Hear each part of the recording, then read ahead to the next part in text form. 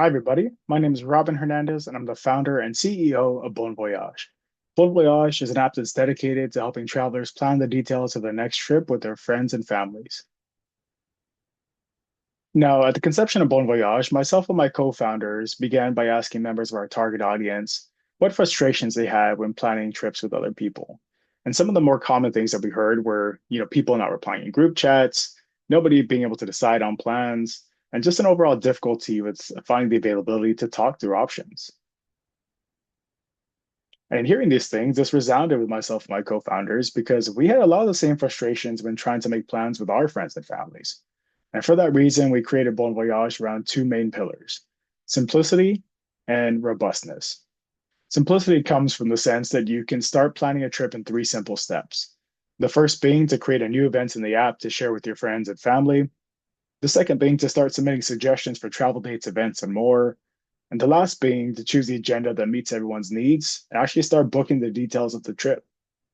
And robustness comes from the options that we offer in the app, such as being able to create your own polls and having AI centric options that make it a lot easier to actually move forward with an agenda and get to the fun part. Now, speaking more on that, we'll take a look at our competitors. One of our main competitors here is Batch, which is an application that's focused primarily on planning bachelorette parties and similar events.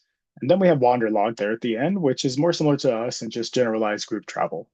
Now, all three applications offer the ability to view flights, hotels, and attractions directly in the app. Batch, however, is the only one out of these two options that does offer built-in polls similar to us. Now, on our part, we're able to offer a unique solution through these AI-generated agendas to choose from. And what that means is that when a poll automatically ends, it will update the agenda without you having to manually move things around as they're figured out. So this takes a lot of the hard work out of actually planning the trip. As far as cost goes, I'll get more into our cost options here. But for Batch, there is no subscription required. However, you are unable to export plans to a personal calendar. And for Wanderlog, it does require a pro subscription at $39.99 per year to export the trip from the application to Google Maps or similar personal calendar. Now, this is an option that ultimately does come free for our application. That being said, our hope is to offer this application at no cost to the consumer, and this comes via affiliate and commission partnerships. Now, what that means is that we plan to partner with travel brands such as American, Delta, IHG Hotels, to be able to earn a cut of each booking made from within our app. And we hope to ask for 2% commission on every flight booking, 10% on every hotel booking, and 15% on every activity and tour booking.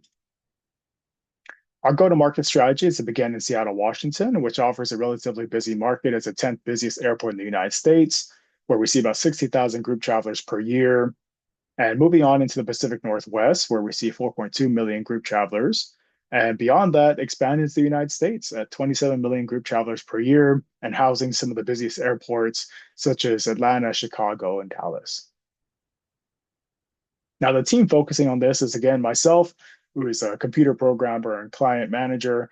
We also have Miguel Torres joining the team, which is the lead programmer who specializes in the full stack web development as well as program management. And Caitlin Graham, who's our boots on the ground with sales management. She has experience in customer acquisition as well as market development. Now, the ask here is for $25,000, and we plan to use that to finalize our competitor analysis and move forward into prototyping and bug testing.